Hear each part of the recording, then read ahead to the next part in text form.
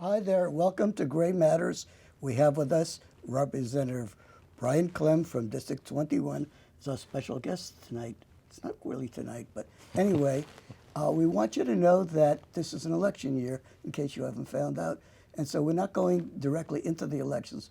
We're going to find out something about the life of a lawmaker, how he molded his distant past from his days in Coos Bay, where he grew up, his studies back at OSU, and other things. And just what is it like? What kind of pressures are on the nimble shoulders of a lawmaker, and how does he cope with them? Everybody needs coping mechanisms for their job, right? Yeah, we do. Welcome aboard. We do. I'm looking forward to it. Okay. Tell us what life was like in Coos Bay when you were a young dude way back when. Yeah. You know, it was an interesting time down there. It was a transition time for that city. I heard about from others what it was like in the 40s, 50s, 60s, where it was very thriving economically. They always won the state championship in football, it seemed like. Is that where you got that from? No. Yeah, that would be less noble than a powerful football accident. It was more like a hoverboard.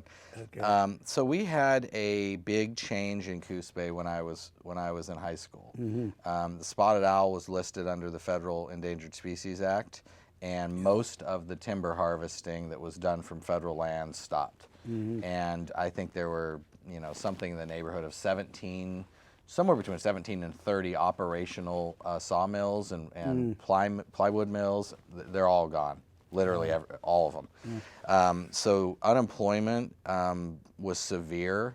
My own mom was laid off 4 times from the school district she worked at because people were afraid. They were losing their jobs, maybe losing their homes. So the last thing they wanted to do was vote for school budgets, more property taxes for school budgets. I did. And this was back in the safety net days where the property taxes were what largely funded the schools. So I just remember a lot of times where I was at home. My parents had divorced when I was young, and so it was my mom sitting at the kitchen table, my brother and I in the living room, and she had a big stack of bills just crying. Wow. And a lot of families in Coos Bay had problems like that. I mean, there was no work. And I mean, unemployment was in the 20% range, 25% range. We think 10's bad. That's rough. Yeah, and so that's what I grew up at. Tell us about the fun side of the ledger. What kind of games did you play? Were you athletic? Were you into any kind of creative writing or painting or stuff? What was it like? So my brother was 2.5 years older than I am, Okay. and he was my constant companion/competitor. So I am extraordinarily competitive now, and I would trace it back to literally like 15 hours a day. We battled it out in every game you could imagine. So a lot of times, this was back when Pong first started, and it was just the 2 little bars. So we had one of the first Pong games, and we were back and forth. And my mom always prioritized us having access to computers, even though she didn't have much money. And it's paid off because now he's a Microsoft executive, and I fix computers What's for a your living. brother's name? Jay. Jay, hello to you. I guess you tune in on us sometime. So we invented these crazy games. One was called 10-Yard Fight. You had like a little flower pot, and we had a small front yard, and you could either run around the guy or throw and hit the flower pot over. And we didn't have much money, so we just made up games. We duct tape a rubber ball and put duct tape around it, and wiffle ball matches and games at the bottom of the street. Some ideas for you out there. Yeah. Okay, let's go into your school days. Did you have any inkling that you were into current events or social studies or things like that kind of became your stepping stone, Brian? Yeah, so in high school, I interned in Peter DeFazio, the congressman from that part of Oregon. I interned in his office filing papers a few hours each day in his field office in Coos Bay. And one time I got to write a memo that I was very excited about. I was 15, 16 years old. I got to write a memo to Congressman DeFazio, kind of analyzing some logging projects in the Elk River and what both sides of the issue had to say about it. So I kind of got the bug. Well, wow, I mean, there's arguments on both sides, and you got to analyze this and make a decision. And so my boss, the field representative, she said, make a recommendation to the congressman on what he should do and present both sides. Good. What was your best subject in school, going back high school, let's say, your favorite? What did you groove over to as a teenage warrior? Yeah, probably history. I have a very good memory, and so if I read the book once, I could pass the test immediately for any date. You know, William Normandy, 1066 A.D., blah, blah, blah. Any special icon, role model in history that you kind of said, Well, I want to be like him or whatever? I would say not long-term history, but in Oregon, Tom McCall was certainly a hero of mine. Yes. I have like 2 or 3 mentors that some were alive and I've met, some I never met. So between Tom McCall, John Kitzhaber, these are people that, you know, I grew up reading about and then sometimes later meeting and serving with. And their style to protect what's so good about Oregon, fiercely sometimes and independently, but also focus on collaborative ways to make Oregonians want to think of themselves as Oregonians and not just Republicans and Democrats or rural or urban or Portland or everywhere else, but we're all Oregonians and we all should want to work on problems and solve them together. I think that came from both of those 2 gentlemen, and Mark Hatfield was like that too, but I didn't realize that until recently through my friend Vic Gilliam, what a kind of unifier Mark Hatfield was. So there's Vic 3 is or 4. dealing with the ALS now, I think. He is, and we spent a lot of time together. But Carol's mom died of ALS. She lived in our home, and so we were her caregiver, so I know a lot about ALS, and I try and do what I can to help my friend Vic. Interestingly enough, my late Uncle Elmer in Washington, his wife died of ALS, and he kind of led the charge to have ALS included under the Medicare Oh, interesting. bill and stuff. So you can get He some was active, yeah, reimbursement on the treatments. Yeah, because it's a rough one. it is a very rough one. It is a very rough one. Okay, let's go into your high school days, and is that where you? Oh, you was OSU. You did student. College, yeah, I Government was student body student body. president of Oregon State. College, high school, I did debate team. I played soccer all 4 years, tennis 1 year, golf 1 year, and debate team 2 or 3 of the 4 years. And so I was kind of a mix between athlete and scholar. My grades weren't that good. Yes, Brian. Do you see any correlation between things like soccer and some of the other games you played and the games you have to play in the legislature to get things passed? It's interesting, yeah. You know, There's a strategy, and you have to there kind is. of get to know the other players and, You know, and one- their strengths and weaknesses. So I'm and putting one it out thing, as a kind of a one thing I had to learn holistic question. in both of these activities, I had to learn that you do need help. So when I was younger, I used to score a lot of goals for whatever reason, and so they put me up front. And later, I had to learn that it wasn't me being good at scoring goals, it was that I had such good defense that the ball was constantly up in my area. Well, it wasn't that hard. When we had weaker defense, I never got the ball at all and scored nothing. So it's a team. Yeah. And in the legislature, it's the same thing. I mean, sometimes you want to go lone wolf, principled stand, and that's great for a floor speech, but often doesn't get your bill passed and doesn't get you very far. Good strategy for you people who want to look at the long range impact, and sometimes fervor has its limitations. It's a human business, and if the other humans there don't like you because you grandstand and don't become friends with them, It sounds like Mr. Cruz. I was going to say, then you end up having to go run for president because nobody likes you, and then you don't do very well at that either. Yeah, and you don't get your bills passed. Like you know, you're good at making speeches, but nobody votes for your bills because they don't really like you. Okay. In a few minutes, we're going to go to what is the process of getting a bill. Well, introduced is easy, but you know, getting it considered by committee and voted at a committee and all. You mentioned, because he has not gotten the most favorable press over the last year, former Governor Kitzhaber. What do you consider to be his number 1 or 2 major accomplishments in his 3.5 terms in office? That's a good question. As you, I'm still very close to him, and I believe in him, and I don't believe he did anything wrong. You know, so I'm a defender of John Kitzhaber, his ethics, his morals, the service to this state. I think probably the things that people, you know, they know the health plan, but what they may not think about is the development of watershed councils. So watershed councils was a way to deal with the salmon restoration efforts when the federal government was quite concerned that they would become endangered and therefore eliminated. We needed to come up with an Oregon plan of how to deal with it. So he came up with these watershed councils, and I remember when I worked for Congressman Wyden, then he became a senator, going around and going to the early watershed councils. And it was extraordinary because these were people who really did not like each other before. They were suing each other, they were at odds with each other, and now they're sitting around a table saying, okay, up the Millicoma River, there's this area that's got a bunch of problems, and we need to all go up there and fix it this weekend together. Wow. Ranchers, environmentalists, everybody working collaboratively, and that was a John Kitzhaber thing. Good, good. And I would say the other big one was after, in his third term, when the state ended up, the state house ended up in a tie. You could go two ways in a tie. You could either just blame each other for gridlock, or you could collaboratively come together and solve problems. And by having a governor who wanted to focus on unifying Republicans and Democrats to take on big challenges like healthcare and education, retirement, all these things, we were able to have a very productive 2011 session. Different person could have just said, well, the other party's at fault. They're blocking everything, and then nothing gets done. No problems get solved. Then Oregonians suffer, and we think we're going to somehow be advantaged by blaming the other person. Finger pointing. And that doesn't work. Oregonians Let me want get back to answers. salmon. I was listening to an old Lewis and Clark documentary, and I learned that the Columbia River, at the time that the dams were not yet in place and the Indians who were doing fishing there, that it had more salmon in the Columbia than any other place on the face of the earth. Is that right? I hadn't heard that. I'm not surprised. Yeah, but it was The Columbia River it be was pretty salmon central. They give it yeah.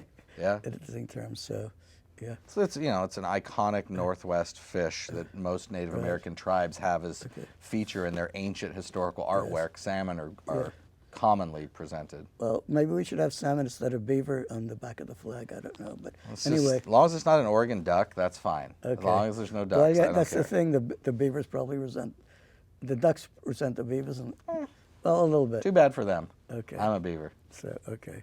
So well, you went to Corvallis, so The problem now is a kid I grew up with is now U of O's head football coach. So I have a hard time rooting against him anymore because he's a lifelong friend of mine, and so I can't hate the Ducks the way I used to. I kind of have to root for them when they're not playing the Beavers. and you had a Coach Robinson, who I believe was the First Step- Lady's yeah, brother, brother-in-law, of the president. Yeah. brother-in-law. He's no longer there. That's right. Yeah, he moved on. He was a basketball coach. Yeah. Yeah, I remember there. Yeah, OSU has not been able to dominate the athletic sports the way that U of O has for a while. So I have to eat some crow every now and then at the Capitol with all those Ducks. What was life like when you were a student there? So ballot measure 5 passed my freshman year, so it was a little bit scary for people who didn't have a lot of money. And I was a kid, like I said, my parents are Tell divorced. people what ballot number 5 is. Ballot a lot measure, of people out there. Yeah, just, it's been a long time. 25 years now. So ballot measure 5 passed in 1990, and it changed the way that we fund the local schools by saying the state is going to basically pay for the local schools. Sounded good, but it did that by saying we're going to cap property taxes at the local level. We're not going to allow the voters anymore to vote for how much they want to spend on their schools. We're going to cap it in the state constitution at 1.5% of your property value. And because of that, school districts who wanted to go above that, they couldn't. And the promise was the state would make up for all that lost money with general fund.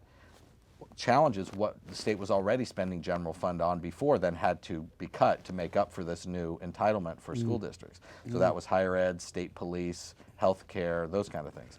So my financial aid got canceled like 3 months into my year. They canceled it entirely for the rest of the year because they didn't have any money. It sounds like literally robbing Peter to pay Paul. It was, yeah. I mean, that was a false choice that was there. The promise was everybody would be made whole. That's not the way it worked. Tuition tripled during the time I was there. So it was the beginning, I would say.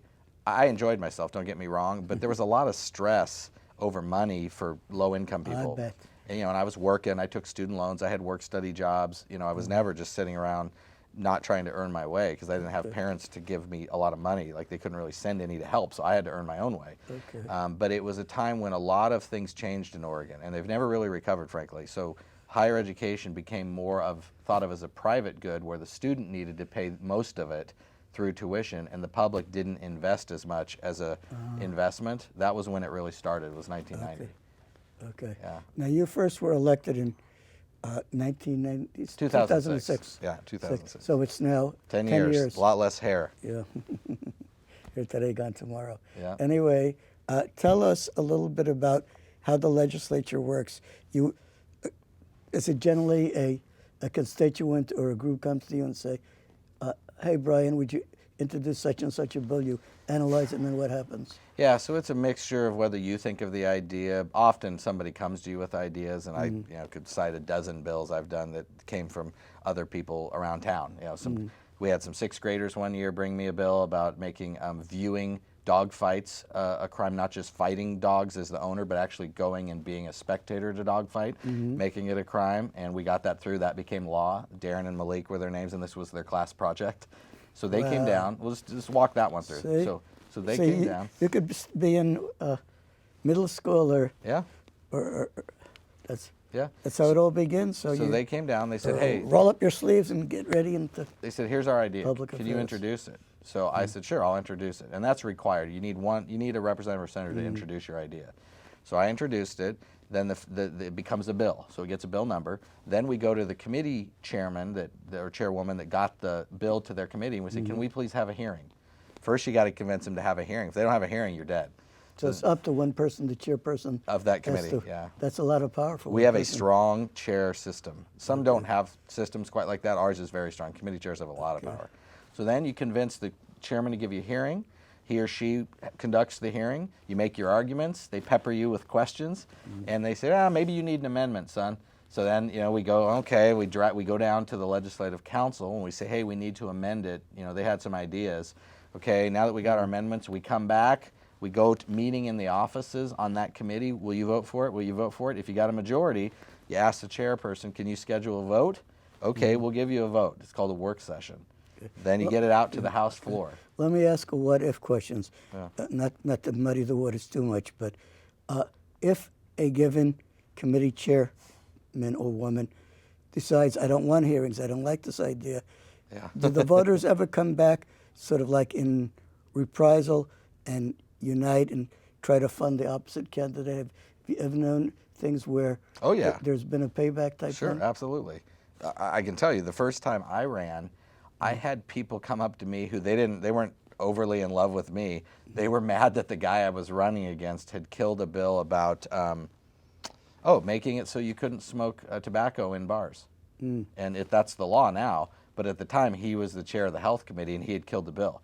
It was a radical idea at the time. Yeah, and they were activists working on kind of anti-smoking stuff. So they wanted to support my campaign, but it wasn't so much they thought I was the greatest guy. They just were mad at him. And I've probably got some people mad at me about something. I have no idea what bills in the past I've decided I don't like, and now somebody's out there thinking, oh, that Brian Clem, what a jerk. It's part of democracy. What do you consider to be your best bills or legislation? Probably my favorite one has to do with promoting the use of Oregon-made and grown products in state government. So specifically, the one I really like to talk about is called the Farm to School program.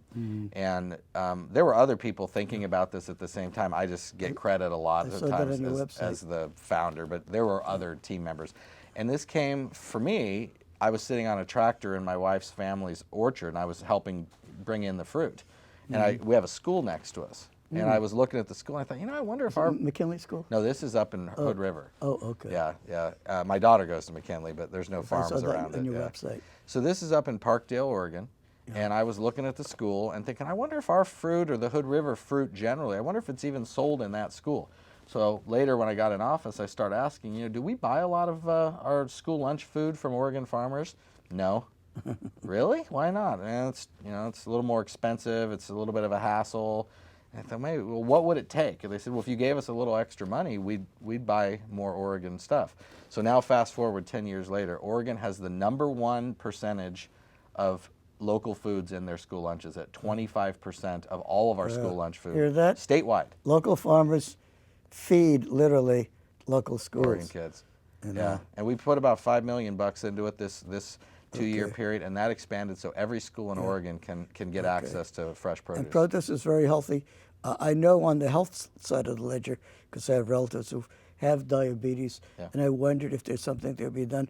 I don't know if it should be a state or city level, that something along the lines of either asking, I don't know if you could mandate that every restaurant in the state should have at least one diabetic-friendly item on its menu. It's interesting. The closest we got to it was calories. Radical. We put calories on the menu, and that was a big battle. I remember when we were talking about it, they were discussing, does it really matter at McDonald's if you stick the calorie count on there? Does it change behavior or not? Personally, when I go to Wendy's late at night, I know I'm being naughty. I know that. I'm getting a big old giant bacon cheeseburger, and it's just because I snuck out and Carol doesn't realize I'm about to go gorge on a Wendy burger. Shame, so don't tell her, but the calorie count wouldn't matter. But the studies show that as you put calories on there and people look at it while they're pulling up, they will pick the healthier option if they can see what the calories are. So I think it's conceivable. We actually, in that case, like you're sort of talking about, we worked in a collaborative way with the restaurant industry to get something that they could work with, so they could implement and have that available for customers who want to think about their health. You know, one of the things that I personally have I won't call it a grudge, but I cannot take very spicy food, and things like Indian and Thai restaurants are known for it. I wish there were some way to require the restaurants that serve spicy food have something on the menu to warn you in advance, so you can make a choice. Sometimes you end up without it. Usually I see like 1 pepper, 2 pepper, 3 pepper. That's what you like. But it's not quite it's not required. always that interesting. So just... You know what we could do? I'm at the food phase of my life. I love spicy food. The hotter, the better. Like if I'm crying and red and sweating, I love it. Okay. So you and I can go to every meal, and I'll be your royal taster, and I'll taste it. And if it's super hot and burning, you'll see I'm happy. You don't touch it. Okay. If I'm kind of upset, this is terrible, you eat it. Is that competitive people like hot food more? Kind of. Okay. So Carol considers you a hot number, so to speak. I don't know what she thinks of me. She's kind of wondering about my hoverboard. I broke my ankle hoverboarding. She thinks that was probably a man-child move. How'd you meet Carol? Carol was she originally born in Japan? No, her dad came, no, actually her grandparents came from Japan. Her dad was born in Hood River on the orchard that we still is in the family. She was born in Hood River. And she was a staff person at the Oregon Capitol in 1995 for a senator called Dick Springer. And I was a staff person for a senator called Cliff Trow, and we kind of caught each other's eye as our desks were across the hall. And well, hi, and it took a few years, and I moved on to another job. Is that called love lobbying? Yeah, but it took time. I wasn't that persuasive. I had some braces on these 2 teeth, glasses. I don't know. She wasn't. It took me 2 years to finally get a date. Okay. Yeah. Well, worked out. Good. Okay. So you've learned a little bit about Japanese culture? Some, mostly from her mom. So when we got married, I left my job with U.S. Senator Ron Wyden and moved to a farm to learn how to be a farmer. That was odd. You go from being a speechwriter and a campaign manager for a U.S. senator to being a farmer with a 76-year-old Japanese American father-in-law who says about 3 words per day to you. So I just followed him around trying to learn by osmosis how to run this farm, but her mom kind of took me under her wing. Arigato sayonara. Yeah, that's right. So her mom immigrated when she was about 28, 29 years old from Japan to marry Carol's What part dad. of Japan? She was from Okayama. And she's the one who really gave me my education, I would say, in Japanese food, culture, language, and she was very Japanese, very Japanese. And my father-in-law, not so much. He was born here. Carol's not so much, but my Azusa, she was very Japanese. I think we're the only city in the state that has a Japanese university, Tokyo International. I think you're probably right. Within our city. Yeah, it's a great We had program. them here. Just about 5 years ago, March 11th, it's also my sister's birthday, we had 1 month later, the Japanese tsunami peace vigil there, and we had Carol as one of our I was there too. speakers there. Yeah, I remember.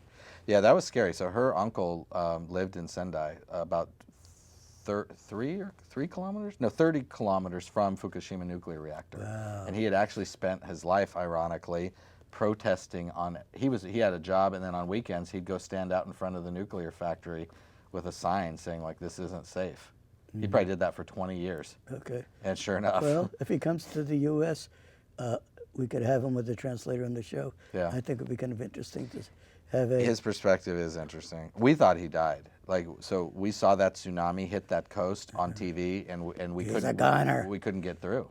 So I mean, finally, the next night, we found out they were okay. But that was scary. You've been to Japan? I have. I haven't been to Okayama, and I haven't been to his place near Fukushima, but I have been to Japan. I actually spent my 40th birthday in Tokyo with then Governor Kitsaber in we had a little reception for a delegation that went, and it happened to be my birthday in a bar called the Oregon Bar. Huh. And they serve food and drinks on the 40th floor of a place, and in the bar is a mock copy, literally exact copy of the governor's office here in our capital. They have the same exact thing in Tokyo. And Crazy. you just go in there and it feels like you're in the governor's office. I got to share with you a trade secret. It's not a very positive one. On the day I was born, November 26, 1941, I looked up an almanac. It's the day the Japanese fleet with its aircraft carriers set sail from northern Japan Started for heading Pearl towards Harbor. Pearl Harbor, yeah. So I was born on the day of gullibility or something. Well, Pearl Harbor was interesting for me because my grandfather was there. He was on a ship that was dry docked. You may have heard the story, Praise the Lord and Pass the Ammunition. Yes, yes. He was on that ship. Wow. He was a barber. And I ended up marrying a That's why you Japanese have this American. close cut. Yeah, this could be. I ended up marrying a Japanese American whose father was interned, even though he was a U.S. citizen, because of the war, which he had nothing to do with it. He was an American. Her mom was living in China during the war, and she was in a concentration camp, even though she's Japanese. Man, oh, man. She was in a concentration camp in China. So both her parents were in concentration camps. Okay, well, okay. We have about 2 minutes left, Brian. Any advice you have for future aspiring representatives or people who, young people, others who might want to get into the political mainstream? Yeah, I think you should do it for the right reasons. It's not money. We get about $2,000 a month, so you don't do it for money. If you think you're going to get rich doing this stuff, that's not true. Pick your passion, pursue your passion. It may lead to this job, it may lead to something else. I was mostly interested in trying to make sure low-income people could go to college. So the way I found out about the Oregon Capitol and the legislative process, I joined a student group in college that came up here to lobby for better financial aid and lower tuition. And over time, I just kind of got the bug that you can solve problems and you can help people, including poor college students and or seniors and or disabled folks, with laws that help promote access. You can do that with this job, and you got to have an interest in helping people who typically don't have power and need somebody, once they get power, to remember who got them there. And if you don't do that, and that's not your motive, this isn't really the right job for you. You should go to corporate America and make big bucks and make some products and invent the next Google. If you like low pay and helping people, this is a good job for you. Good. Okay. Closing, I won't call it a statement. Do you have a particular proverb or motto that you live by that has guided your life up to now? I march to my own beat. You and Mr. Thoreau. Yeah, I believe nobody gets where they are on their own, but in the end you have to listen to your heart and your conscience and do what you believe is right, and everything else, the chips will fall where they may. And if you if you can sleep well at night with the decisions you make, whether you win re-election, all that stuff doesn't matter. I have an 8-year-old daughter who luckily still gives me a kiss every night before bed, and that's good enough. Okay, thank you, Brian. We enjoyed having you, and happy Election Day coming up. Thanks. Thank you. Okay.